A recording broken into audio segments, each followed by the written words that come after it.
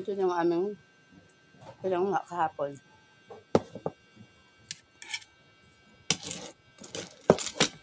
Ayan, ginataan guys na may susong amo.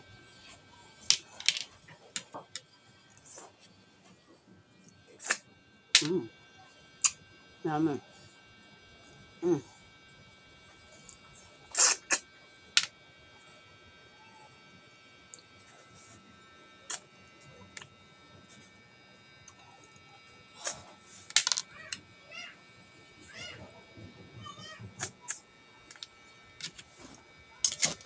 Papakita ko sa inyo guys kung ito ang susong amo. Ito. Malaki siya.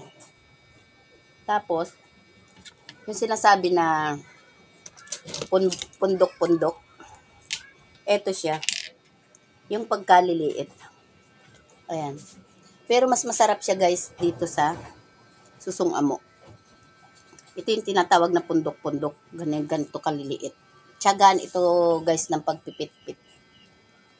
Pinipit-pit kasi yung pit nito para siya ay, ayan, nahulog na. Para siya ay masipsip. Tapos siya pagka hindi, pag yung malalabog mo, yung matatagalan siya sa apoy, siya ay kawil kung tawagin. Yung hindi mo na siya makukuha ang laman kahit anong sipsip mo. Pagka tama lang ang luto niya, kayang-kaya siyang dalahin ng isang sip-sip lang. Sarap idol. Sarap. Ayan, ginataan ko siya. Hindi ko siya pinakati. Sinadya ko siyang sabawan ng medyo marami-raming gata para siya ay may pang sabaw sa kanin.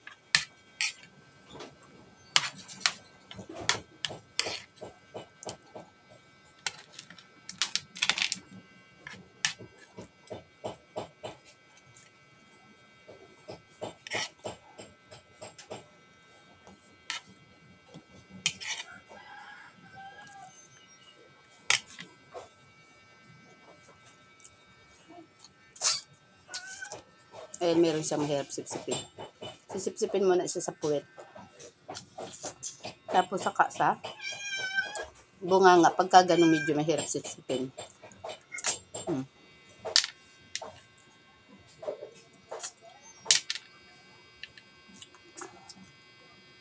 Napakaliliit niya.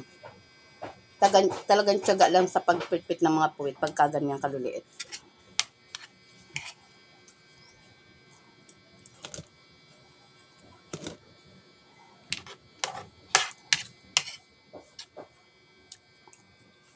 Yung girls, oh.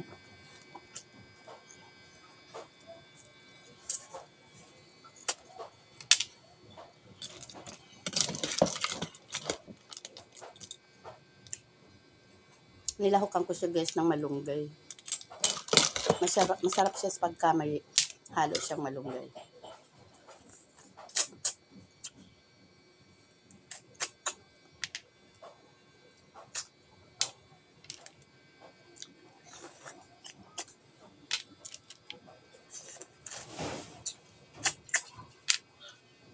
Ayan, pagka ganito guys ang ulam namin.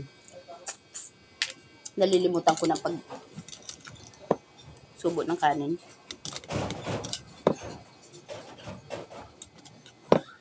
Ayan, solve na kami guys sa ganito lang na isang klase ng ulam. Nairaos na namin ang aming pananghalian o hapunan.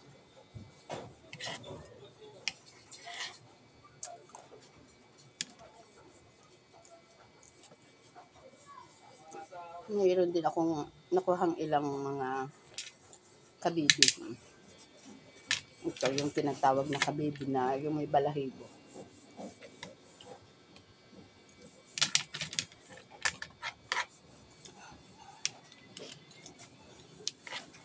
Ito na yung mga pinanguha namin kahapon guys sa dagat.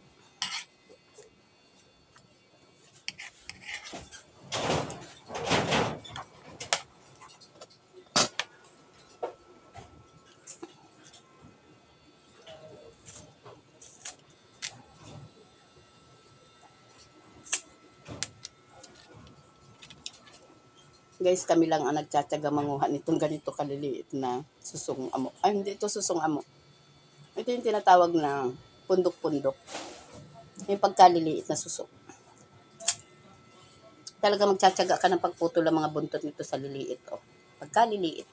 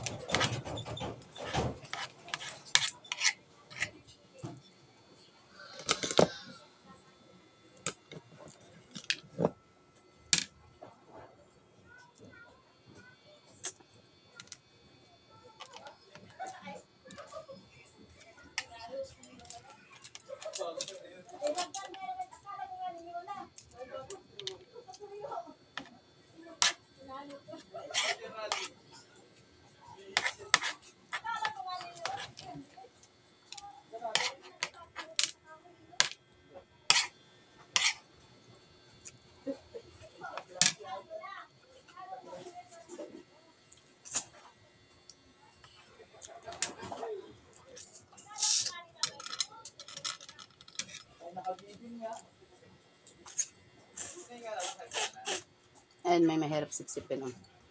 Sipsipin muna natin sa pit. Ayan, talaga mahirap ito. Ang dala din.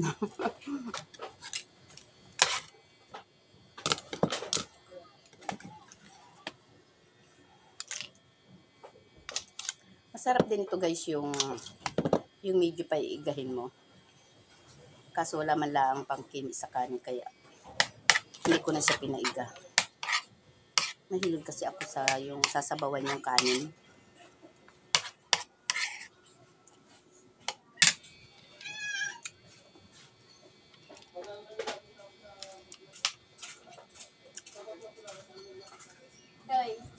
Pagkain. Kumain na kayo. Pagkain, kain na tayo. Sandukan mo na ako. Pagsandok mo lang. Sandok-sandok ka ng iyo.